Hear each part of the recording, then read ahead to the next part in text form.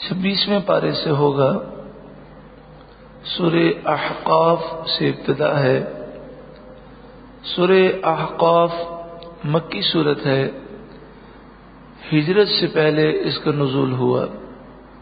قرآن پاک کی ترتیب کے اعتبار سے اس کا نمبر 46 ہے، 46، اور نزول کے اعتبار سے اس کا نمبر 66 ہے.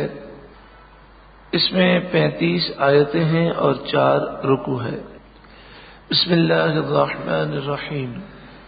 اللہ کے نام سے شروع جو بہت ہی زیادہ مہربان نہایت رحم کرنے والا. حامیم. حروف مقطعات جن کے معنی اللہ جانتا ہے اور اللہ کی عطا سے اس کے محبوب جانتے ہیں. تنزیل الکتاب من اللہ العزیز الحکیم. تنزیل کے معنی ہے اتارنا. اس کتاب کا اتارنا من اللہ، اللہ کی طرف سے ہے. العزیز جو عزیز عزت والا ہے، غالب ہے. الحکیم جو حکمت والا ہے. ما خلقنا السماوات والارض وما بینہما الا بالحق. ما کے معنی ہوتے ہیں نہیں، اور آگے ہے الا. جب ما کے بعد الا آئے تو یہ تاکید کے لیے ہوتا ہے، جیسے وما ارسلناک، اور آپ کو ہم نے نہیں بھیجا الا مگر رحمتا للعالمین، سارے جہاں والوں کے لیے رحمت بنا کر. تو ما کے بعد جب الا آئے تو وہ تاکید کے لیے ہوتا ہے. تو یہاں لفظی ترجمہ یوں ہوگا ما خلقنا السماوات والارض وما بینہما. آسمانوں اور زمین کو اور جو کچھ آسمان و زمین کے درمیان ہے ان تمام چیزوں کو ہم نے نہیں پیدا کیا الا مگر بالحق، حق کے ساتھ. یہ تو ہوا لفظی. اور مفہوم کیا ہوگا؟ اور ہم نے آسمان و زمین اور ان کے درمیان تمام چیزوں کو حق کے ساتھ ہی پیدا کیا، یعنی اس میں تاکید ہو جائے گی. وَأَجَلٍ مُّسَمًّى، اجل میعاد، مسمى مقرر، اور ایک مقررہ میعاد کے لیے پیدا کیا. یعنی جو قیامت آئے گی وہ ایسا نہیں کہ جب بھی آ جائے، بلکہ اللہ نے قیامت کا ایک وقت مقرر کیا ہے جو اللہ جانتا ہے. دنیا اور دنیا کی ساری چیزیں وہ اسی وقت کے لیے پیدا کی گئی ہیں. والذین کفروا، اور وہ لوگ جنہوں نے کفر کیا یعنی کافر، عما انذروا، کافر ان تمام باتوں سے جو انہیں ڈرایا جاتا ہے، معرضون، منہ پھیرنے والے ہیں. یعنی کافروں کو جو بھی نصیحت کی جائے وہ ماننے کے لیے تیار نہیں ہوتے. قل، اے محبوب آپ فرمائیے، ارأیتم، بھلا بتاؤ تو صحیح، ما تدعون من دون اللہ، اللہ کے مقابلے میں جن جھوٹے خداؤں کو تم پوجتے ہو، ارونی، مجھے دکھاؤ تم، ماذا خلقوا من الارض، کہ تمہارے جھوٹے خداؤں نے زمین میں کیا پیدا کیا ہے. ام لہم شرک فی السماوات، یا آسمانوں میں ان کا کوئی حصہ ہے. شرکن، حصہ، یعنی جب یہ بے جان پتھر جنہوں نے کوئی چیز پیدا نہیں کی، آسمانوں میں ان کا کوئی حصہ، کوئی شیئر نہیں ہے، تو پھر تم ان بے جان پتھروں کو خدا کیوں سمجھتے ہو. ایتونی بکتاب من قبل ھذا، میرے پاس اس قرآن سے پہلے کی کوئی کتاب لاؤ. دلیل کے طور پر، او اثارت من علم، اثارہ کے معنی ہوتے ہیں بچا کچا، یا کوئی کہیں بچا کچا علم ہو تو وہ لے کر آؤ، ان کنتم صادقین، اگر تم سچے ہو، اور ثابت کرو اگر ایسی بات ہے، تو چونکہ وہ جھوٹے ہیں ان کے پاس کوئی ثبوت نہیں۔ ومن اضل، اور اس سے بڑھ کر گمراہ کون، ممن یدعو من دون اللہ، جو ایسے کو پوجتا ہے اللہ کے مقابلے میں، من لا یستجیب له الی یوم القیامہ، جو قیامت تک اس کی بات سن ہی نہیں سکتا، بے جان پتھر ہیں، ان بے جان پتھروں کی پوجا کرتا ہے کافر، کہ جو قیامت تک اس کی بات سننے کے قابل نہیں ہے۔ وَهُمْ عَنْ دُعَائِهِمْ غَافِلُونَ، اور یہ بے جان پتھر، یہ جھوٹے خدا، ان کی پوجا پاٹ سے بھی غافل ہیں۔ وَإِذَا حُشِرَ النَّاسُ، اور جب لوگ جمع کیے جائیں گے، كَانُوا لَهُمْ أَعْدَاءً، تو یہ ان کے جھوٹے خدا ان کے دشمن ہو جائیں گے، ان مشرکین کے دشمن ہوں گے یہ جھوٹے خدا۔ وَكَانُوا بِعِبَادَتِهِمْ كَافِرِينَ، اور وہ ان کی پوجا پاٹ کا انکار کر دیں گے اور کہیں گے مالک انہوں نے ہماری پوجا نہیں کی۔ وَإِذَا تُتْلَى عَلَيْهِمْ آيَاتُنَا بَيِّنَاتٍ، اور جب ان پر ہماری روشن آیتیں پڑھی جاتی ہیں، قَالَ الَّذِينَ كَفَرُوا لِلْحَقِّ، تو کافر حق کے متعلق کہتے ہیں، لما جاءہم، جبکہ حق ان کے پاس آ گیا، کافر اس حق کے متعلق کہتے ہیں، ھذا سحر مبین، یہ تو کھلا جادو ہے۔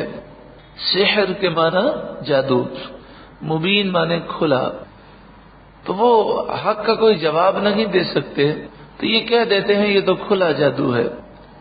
ام یقولون افتراہ، کیا وہ یہ کہتے ہیں کہ انہوں نے اپنے جی سے اسے بنایا، خود ہی بنا لیا؟ قل، اے محبوب آپ فرمائیے، ان افتریتہ، اگر میں نے اس قرآن کو خود بنایا ہو، فلا تملکون لی من اللہ شیئا، تو تم اللہ کے سامنے میرا کچھ اختیار نہیں رکھتے۔ یعنی اگر میں نے خود بنا کر یہ کہا ہو کہ یہ اللہ کا کلام ہے، تو یہ تو اللہ پر جھوٹ باندھنا ہو گیا، اور جو اللہ پر جھوٹ باندھے وہ اللہ کے غضب سے بچ نہیں سکتا، تو ہرگز میں نے اللہ پر جھوٹ نہیں باندھا۔ ہوا اعلم بما تفیدون فیہ، اور اللہ خوب جانتا ہے ان باتوں کو جن باتوں میں تم مشغول ہو۔ کفا بہ شہیدا بینی و بینکم، اللہ میرے اور تمہارے درمیان گواہ کافی ہے۔ اللہ نے گواہی دی کہ میں اللہ کا رسول ہوں، اور یہ بات کافی ہے۔ اور قرآن اللہ کی کتاب ہے، اس کی کئی دلائل ہیں، اس میں سے ایک دلیل یہ بھی ہے کہ باوجود یہ کہ عرب لوگ عربی پر ماہر تھے، قرآن کی ایک آیت کی بھی وہ نقل نہ بنا سکے۔ وَهُوَ الْغَفُورُ الرَّحِيمُ، اور وہی بخشنے والا مہربان ہے۔ قُلْ مَا كُنْتُ بِدْعًا مِنَ الرُّسُلِ، آپ فرمائیے میں کوئی نیا رسول نہیں ہوں، انوکھا رسول نہیں ہوں، بلکہ مجھ سے پہلے بھی رسول آتے رہے۔ یعنی بدعا من الرسل سے مراد یہ ہے کہ ایسا نہیں ہے کہ دنیا میں کبھی کوئی نبی اور رسول آیا ہی نہ ہو اور میں آ گیا ہوں تو تمہیں حیرت ہوتی ہے۔ مجھ سے پہلے کئی رسول اور نبی آئے۔ وما ادری ما یفعل بی ولا بکم، اور میں نہیں جانتا میرے ساتھ کیا کیا جائے گا اور تمہارے ساتھ کیا۔ یہ آیت کریمہ اس آیت کریمہ کو بعض لوگوں نے سمجھنے میں غلطی کی، اور وہ اس آیت کا مطلب یہ سمجھ بیٹھے کہ حضور کو پتہ نہیں کہ میرے ساتھ کیا ہوگا، اور حضور کو پتہ نہیں کافروں کے ساتھ کیا ہوگا۔ حالانکہ انہیں سوچنا چاہیے کہ قرآن کی تفسیر بیان کرنے سے پہلے کم از کم انسان پورے قرآن کو پڑھ کر دیکھ تو لے، اور تمام احادیث پر نظر تو ڈالے۔ جو نبی پورے قیامت کا منظر بیان کر رکھے ہیں کہ جب قیامت قائم ہوگی تو سب سے پہلے میں نکلوں گا، اور حضرت صدیق اکبر کا ہاتھ میرے سیدھے ہاتھ میں ہوگا، اور الٹے ہاتھ الٹی طرف حضرت عمر ہوں گے، اور پیچھے جنت البقیع والے ہوں گے، اور اس کے پیچھے جنت المالا ہوں گے، اور سب نفسی نفسی کہہ رکھے ہوں گے۔ ہر نبی کے پاس لوگ جائیں گے تو نبی کہیں گے اذهبوا الى غیری، پھر لوگ میرے پاس آئیں گے اور میں کہوں گا انا لہا انا لہا، میں تمہاری شفاعت کروں گا۔ پھر حضور فرماتے ہیں میں سجدہ کروں گا، تو اللہ تعالیٰ فرمائے گا اے محبوب سر اٹھائیے، آپ مانگیے آپ کو عطا کیا جائے گا۔ پھر میں شفاعت کروں گا، اور جس کے دل میں رائے کے دانے کے برابر بھی ایمان ہوگا میں اسے جنت میں ضرور لے جاؤں گا۔ تو یہ بتائیے، یہ تو حدیث صحیح میں موجود ہے۔ تو اگر نعوذ باللہ من ذالک اس کا یہ مطلب ہے کہ حضور کو پتہ ہی نہیں میرے ساتھ کیا ہوگا، تو حضور تو قیامت کا بتا رہے ہیں کہ میں لوگوں کو جنت میں لے جاؤں گا۔ بعض نادانوں نے ایسی بات کہہ دی کہ وہ بات کہتے ہوئے زبان جو ہے وہ لڑکھڑاتی ہے، لیکن وہ یہ بات جو کہتے ہوئے کوئی بھی خوف محسوس نہیں کرتے۔ وہ کہتے نعوذ باللہ من ذالک حضور کو بھی نہیں پتا تھا میرا خاتمہ ایمان پہ ہوگا کہ نہیں ہوگا، لا حول ولا قوت الا باللہ، استغفر اللہ۔ دیکھیں رسول اللہ ہر نماز کے بعد یہ دعا کرتے، یا مقلب القلوب ثبت قلبی علی دینک، اے دلوں کو پھیرنے والے میرے دل کو اپنے دین پر ثابت قدمی عطا کر۔ حضرت انس ایک دن کہتے ہیں یا رسول اللہ کیا آپ کو یہ اندیشہ محسوس ہوتا ہے کہ ہمارا ایمان برباد ہو سکتا ہے؟ حضرت انس یہ نہیں کہتے، بھئی حضور نے جو دعا کی ہے اس میں تو صیغہ متکلم کا ہے، اے اللہ اے دلوں کو پھیرنے والے میرے دل کو اپنے دین پر استقامت عطا فرما۔ تو حضور دعا میں الفاظ تو یہ استعمال کر رہے ہیں اے اللہ میرے دل کو، لیکن حضرت انس یہ نہیں کہتے یا رسول اللہ کہ آپ کو اندیشہ ہے۔ حضرت انس سمجھ گئے کہ یہ دعا ہمیں سکھائی جا رہی ہے، یہ دعا کی تعلیم ہمیں ہے۔ تو پھر اس آیت کا مطلب کیا ہے؟ ما ادری جب آتا ہے، یہ ہمیشہ کے لیے یاد رکھ لیں، ما ادری جب آتا ہے اس کے معنی یہ ہے کہ بغیر اللہ کے بتائے۔ کیا معنی ہے؟ تو وما ادری ما یفعل بی ولا بکم، اس کے معنی یہ ہے کہ میں تمہیں جو خبر دیتا ہوں اللہ کے حکم سے دیتا ہوں، اللہ کے بتائے بغیر تو میں بھی نہیں جانتا تھا کہ میرے ساتھ کیا ہوگا اور تمہارے ساتھ کیا ہوگا، کیونکہ ذاتی علم صرف اللہ کے پاس ہے، اور انبیاء کے پاس جو علم ہے وہ اللہ کی عطا سے ہے۔ تو یہ معنی ہے اس کے، اسی لیے کہا گیا کہ اگر قرآن کو عقل سے کوئی سمجھنے جائے تو وہ گمراہ ہو جائے گا۔ قرآن سمجھنے کے لیے قرآن کی دیگر آیات اور رسول اللہ کا فرمان اور صحابہ کرام کے اقوال اور صالحین کے نقش قدم پر چلنا ہے۔ ان اتبع الا ما یوحى الی، میں تو اسی وحی کی پیروی کرتا ہوں جو میری طرف کی جاتی ہے۔ آیت کا اگلا حصہ اس مفہوم کو بالکل واضح کر رہا ہے، یعنی میں اللہ کے بتائے بغیر کچھ نہیں جانتا، اور جو بھی میں جانتا ہوں وہ وحی الہی سے جانتا ہوں۔ تمہیں جو میں خبر دے رہا ہوں وہ کنفرم خبر ہے، یہ سائنسدانوں کی طرح پیشین گوئیاں نہیں ہیں، یہ غیب کی خبریں ہیں جو میں اللہ کے حکم سے دے رہا ہوں۔ وما انا الا نذیر مبین، اور میں تو صرف کھلا ڈر سنانے والا، نذیر مانے ڈر سنانے والا، یعنی تم نہیں مانو گے تو تمہارا اپنا نقصان ہے۔ قل ارأیتم، اے محبوب آپ فرمائیے، ارأیتم کا لفظی ترجمہ ہوتا ہے اے لوگوں کیا تم نے دیکھا، ارائیتم کا ترجمہ کیا ہوتا ہے؟ اے لوگوں کیا تم نے دیکھا. لیکن اس کا مفہوم یہ ہے کہ ذرا سوچو. کیا مفہوم ہے؟ ذرا سوچو. اے لوگوں ذرا سوچو. ان کان من عند اللہ، اگر یہ قرآن اللہ کی طرف سے ہو. یہ اگر کیوں کہا گیا؟ قرآن تو ہے ہی اللہ کی طرف سے. یہ ایک انداز ہے دین کی بات سمجھانے کا. کچھ سننے کے لیے تیار ہی نہ ہو تو انہیں سمجھانے کا انداز ہے تھوڑی دیر کے لیے چلو تم ہماری بات نہیں مانتے تو تھوڑی دیر کے لیے تصور کر لو کہ یہ قرآن اللہ کی طرف سے، بس بات تو سنو ہماری. تو یہ ان لوگوں کو مائل کرنے کے لیے یہ انداز اختیار کیا گیا.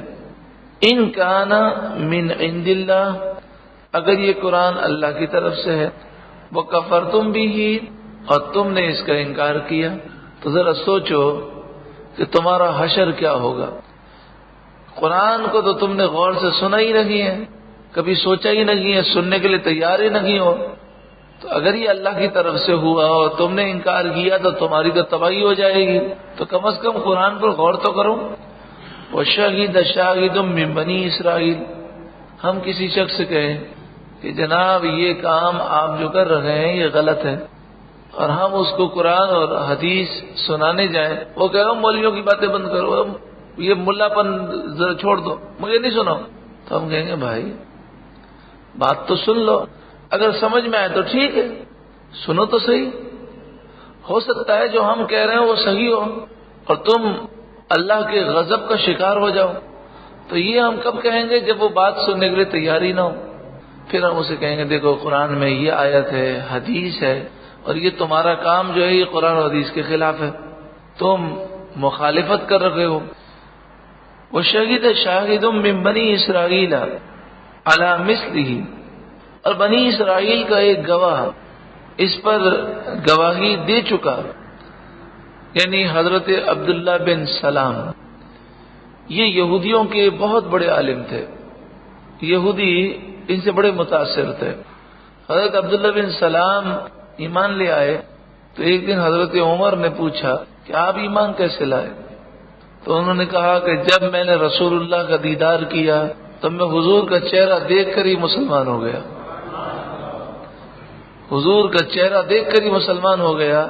اس کی وجہ یہ تھی کہ توریت میں حضور کے اوصاف اس طرح بیان کیے گئے تھے کہ ہم دیکھے بغیر حضور کو پہچانتے تھے.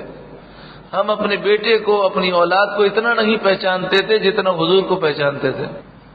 جب یہ ایمان لے آئے تو رسول اللہ کی بارگاہ میں انہوں نے عرض کی یا رسول اللہ آپ یہودیوں کو بلائیں اور ان سے گفتگو کریں اور انہیں مت بتائیے گا کہ میں مسلمان ہو گیا ہوں. تو آپ صلی اللہ علیہ وآلہ وسلم نے یہودیوں کو بلایا اور یہودیوں کو کہا کہ تمہارے اندر سب سے بڑا عالم کون ہے جس سے تم متاثر ہو؟ تو وہ کہنے لگے عبداللہ بن سلام. آپ نے فرمایا اس کے اوصاف کیا ہیں، وہ کیسا ہے؟ کہنے لگے اس کے جیسا کوئی عالم ہماری یہودیت میں نہیں ہے. وہ جو بات کہتا ہے وہ بڑی تحقیق سے بات کرتا ہے، ساری باتیں اس کی سچی ہیں، بڑی تعریفیں کی. تو جب وہ یہ سب کچھ کر چکے تو پھر رسول اللہ نے فرمایا وہ تو مسلمان ہو گیا، اب تم بھی مسلمان ہو جاؤ. کہنے لگے ہیں وہ مسلمان ہو گیا؟ ہاں یہ ہم میں سب سے گھٹیا آدمی ہے، اس کے پاس عقل تھوڑی ہے. انہوں نے فوراً اپنی بات کو بدل دیا. تو ابھی وہ تعریف کر رہے تھے اور جب انہیں پتہ چلا یہ مسلمان ہو گیا تو کہا یہ بے عقل تھا تبھی مسلمان ہو گیا. تو فرمایا کہ بنی اسرائیل کا ایک گواہ یعنی عبداللہ بن سلام گواہی دے چکے کہ یہ سچا دین ہے. فآمنا، تو وہ ایمان لائے. واستکبرتم، اور اے کافروں تم نے تکبر کیا. ان اللہ لا یہدی القوم الظالمین، بے شک اللہ تعالی ظالم قوم کو ہدایت نہیں دیتا. یعنی ضد کی وجہ سے تم کفر پر قائم ہو. راستہ اسے دکھایا جاتا ہے جسے معلوم نہ ہو، اور جسے راستہ معلوم ہو لیکن وہ چلنا نہ چاہتا ہو اسے ہم کیا راستہ دکھائیں؟ تو ایسے لوگوں کو اللہ تعالی ہدایت نہیں دیتا.